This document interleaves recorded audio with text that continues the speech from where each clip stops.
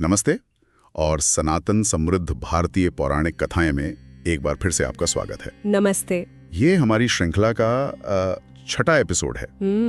अगर आपने पिछले एपिसोड्स नहीं देखे, खासकर वो मोक्ष वाला एपिसोड, हाँ वो जरूर देखना चाहिए। हाँ, तो उनके लिंक्स नीचे विवरण में जरूर एक नजर डालिए। और आज हम बात करने वाले हैं सनातन धर्म के एक बहुत ही संतुलित और व्यावहारिक फ्रेमवर्क की। बिल्कुल, 4 पुरुषार्थों की, जीवन के 4 लक्ष्य, धर्म, अर्थ, काम और मोक्ष। तो आज का हमारा इरादा है ये समझना कि ये चारों लक्ष्य मिलकर एक पूरा एक मीनिंगफुल और बैलेंस जीवन जीने में कैसे मदद करते हैं। हाँ, और ये हर किसी के लिए है, चाहे कोई स्टूडेंट हो, प्रोफेशनल हो, घर चला रहा हो या सत्य की खोज में लगा हो। तो चलिए शुरू करते हैं। सबसे पहले ये पुरुषार्थ शब्द ही, इसका मतलब क्या है? ठीक देखिए, पुरुष का मतलब है व्यक्ति या आत्मा कह लीजिए, और अर्थ का मतलब होता है उद्देश्य या लक्ष्य। अच्छा, तो पुरुषार्थ हुए मानव जीवन के वो 4 मुख्य उद्देश्य या कह सकते हैं स्तंभ, जिन पर जीवन टिका है। 4 स्तंभ जी। धर्म, अर्थ, काम, मोक्ष। मुझे ये बात बहुत अच्छी लगती है कि इसमें दुनिया को या सुख को नकारा नहीं गया है। बिल्कुल नहीं, उन्हें जीवन का हिस्सा माना गया है। जी हाँ, बस एक सही नजरिए और संतुलन के साथ। तो पहला है धर्म। इसका क्या मतलब है यहाँ? धर्म यानी आपका कर्तव्य, आपकी नैतिकता, सही आचरण, जीवन जीने का सही तरीका कह सकते हैं। और इसे सबसे पहले क्यों रखा गया है? मतलब अर्थ या काम से भी पहले? बहुत अच्छा सवाल है। इसे पहले इसलिए रखा है क्योंकि ये याद दिलाता है कि बाकी सब कुछ, पैसा कमाना हो, सुख भोगना हो या आजादी की तलाश हो, सब कुछ नैतिकता और एक बड़े सद्भाव के दायरे में होना चाहिए। ये एक तरह का हमारा अंदरूनी कंपस है जो दिशा दिखाता है। तो ये सिर्फ नियमों की लिस्ट नहीं है, बल्कि गाइडिंग प्रिंसिपल है। लेकिन आज की दुनिया में देखें, जहाँ ज्यादातर फोकस अर्थ पर है, पैसे पर, सफलता पर। हाँ, ये टकराव दिखता है कई बार। तो क्या धर्म और अर्थ में टकराव होना जरूरी है, जैसे कॉर्पोरेट वर्ल्ड में अक्सर लगता है? देखिए, पुरुषार्थ का ढांचा अर्थ यानी जो भौतिक समृद्धि है, सिक्योरिटी है, करियर है, उसे जरूरी मानता है। ये लालच नहीं है। अच्छा। ये एक जिम्मेदारी है। परिवार पालना है, समाज में योगदान देना है। आप पुराणों में देखें, बड़े बड़े राजा, गृहस्थ, वो धन के विरोधी नहीं थे। हाँ, ये बात सही है। वो नैतिक और उदार समृद्धि के प्रतीक थे। दिक्कत पैसा कमाने में नहीं, बल्कि उसे कैसे कमाया जा रहा है और उसके प्रति जो मोह है उसमें है। मतलब जब पैसा कमाने में धर्म को भूल जाते हैं तब गड़बड़ होती है। बिल्कुल, तभी संतुलन बिगड़ता है और आखिर में सुख भी चला जाता है। समझ गया। तो अर्थ जरूरी है, पर धर्म की नींव पर। अच्छा, फिर तीसरा है काम।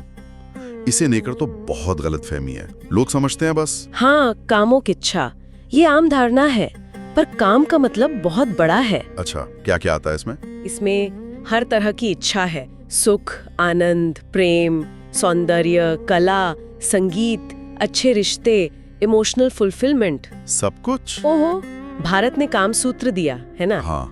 वो सिर्फ सेक्स का मैनुअल नहीं है। नहीं, बिल्कुल नहीं। वो जीवन के सौंदर्य, उसकी क्रिएटिविटी, उसके आनंद को सेलिब्रेट करता है। गीत, संगीत, नृत्य, रोमांस, ये सब जीवन का हिस्सा है, जब तक वो धर्म की सीमा में है। ये दिलचस्प है कि जीवन के आनंद को नकारा नहीं गया। अक्सर लगता है कि आध्यात्म मतलब सब छोड़ छाड़ दो। नहीं, यहाँ संतुलन की बात है। ना तो सुख से पूरी तरह भागना है, न ही बिना सोचे समझे उसमें डूब जाना है।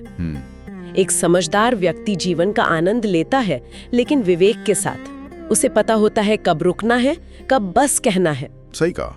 यही धर्म के साथ काम का संतुलन हुआ। एकदम सही। और फिर चौथा और आखिरी लक्ष्य है मोक्ष, परम मुक्ति। हाँ, इस पे तो हमने पिछले एपिसोड में काफी बात की थी। हाँ, विस्तार से।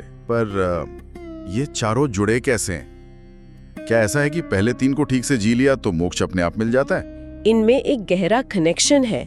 देखिए, जब कोई धर्म के रास्ते पर चलता है, जिम्मेदारी से अर्थ कमाता है और समझदारी से काम का आनंद लेता है, हाँ, तो धीरे धीरे उसका मन बाहरी चीजों के मोह से हटने लगता है।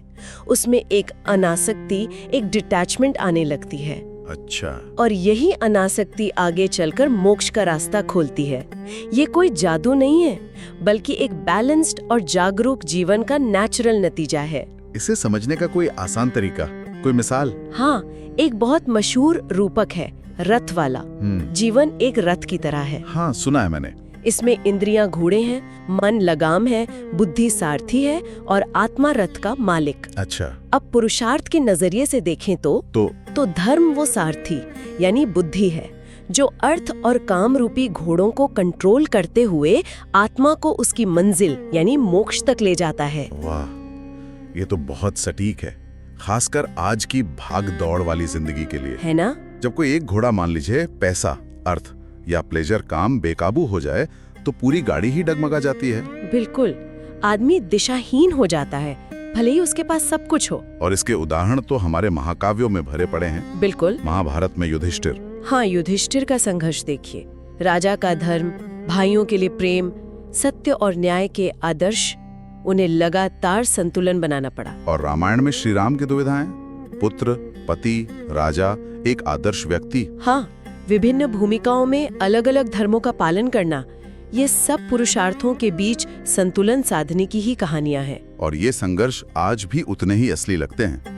आजकल अक्सर हम अर्थ और काम के पीछे भागते भागते धर्म और मोक्ष को कहीं पीछे छोड़ देते हैं। इसीलिए पुरुषार्थ का ये ज्ञान आज भी, बल्कि शायद आज और भी ज्यादा प्रासंगिक है।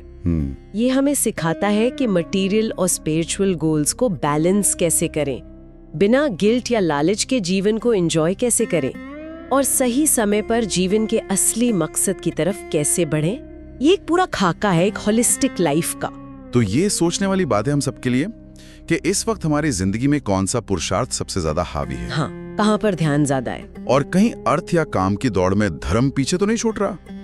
क्या कोई छोटा सा कदम है जो हम उठा सकते हैं इन चारों में बेहतर संतुलन लाने के लिए? बिल्कुल, इन सवालों पर सोचना ही अपने आप में एक अच्छी शुरुआत है। और चाहे तो लोग अपने विचार नीचे कमेंट्स में शेयर कर सकते हैं। जरूर। अच्छा, अगली बार हम किस बारे में बात करने वाले हैं? अगली बार हम एक और बहुत ही दिलचस्प कॉन्सेप्ट पर बात करेंगे, जीवन के 4 आश्रम।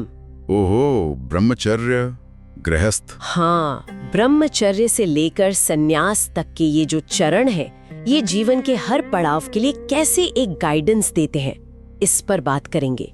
बहुत बढ़िया।